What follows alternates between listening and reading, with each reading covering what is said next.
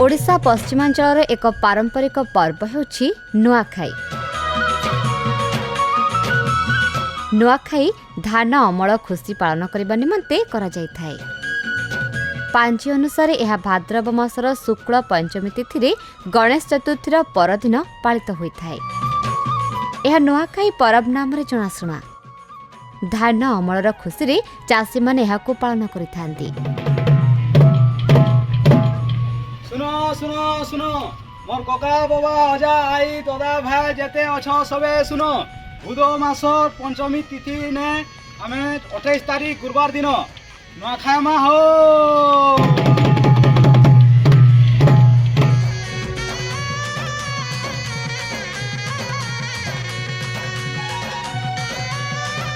वर्षा शेष हेबा परे शरत ऋतु धरापृष्ठरे अवतरण करे। ଏହି ସମୟରେ ଚାଷୀ ଜମିରେ ବେଉଷଣ କାର୍ଯ୍ୟ ଆରମ୍ଭ କରିଥାଏ।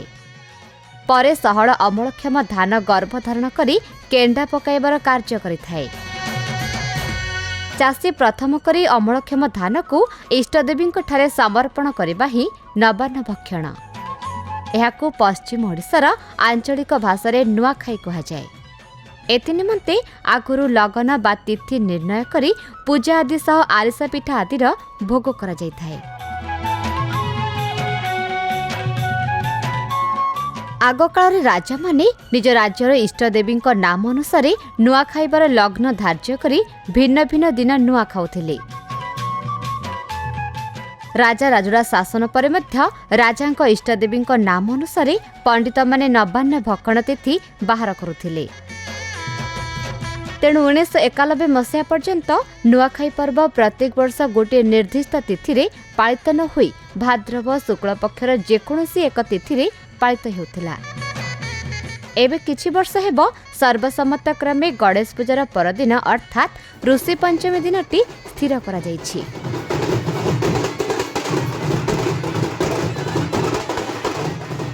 सेही वर्षठारु प्रत्येक वर्ष पश्चिमांचल रे गोटिए दिन रे नुआखाई पर्व तिथि अनुसार पालित होई आसुछि। पूर्वांचल रे यह आश्विन मासर महालया तिथि भितरे संपन्न हेबार विधि रहिछि। कारण एही नवान्न पितृपुरुषंक पिंडदान रे व्यवहृत होइथाय। ओडिशार सांस्कृतिक परंपरा रे अपरपक्ष महालया परठारु श्राद्ध देवर व्यवस्था अछि। यह समग्र ओडिशा रे विशेष करी ओडिशार पश्चिमांचल जिला समूह रे आडंबर सहकारे पालन करा जायथाय।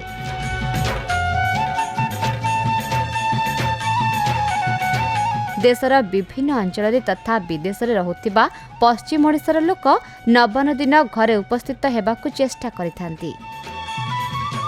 जो माने निज भिटा माटी को आसी न पारंती से माने निजे रहुथिबा जगह नुआखाई पालन करिथांती। नुआ धानरू प्रस्तुत चूड़ा भात खीरी मंडा पिठा निज निज घरे प्रस्तुत करी निजर इष्टदेवी ग्रामदेवी पाखरे प्रथमे अर्पण करी समस्ते एकाठी बसी खाइथांती।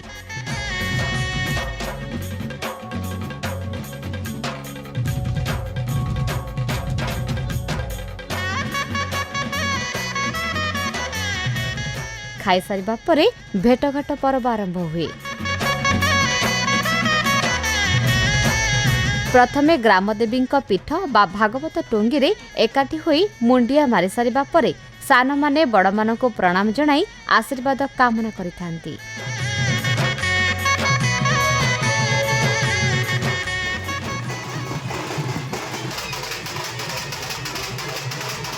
आम धर्म संस्कृति और परंपरा विषय अधिक जानिबा पाई देखुथांतु भक्ति ओडिशा आध्यात्मिकतार अनुभव।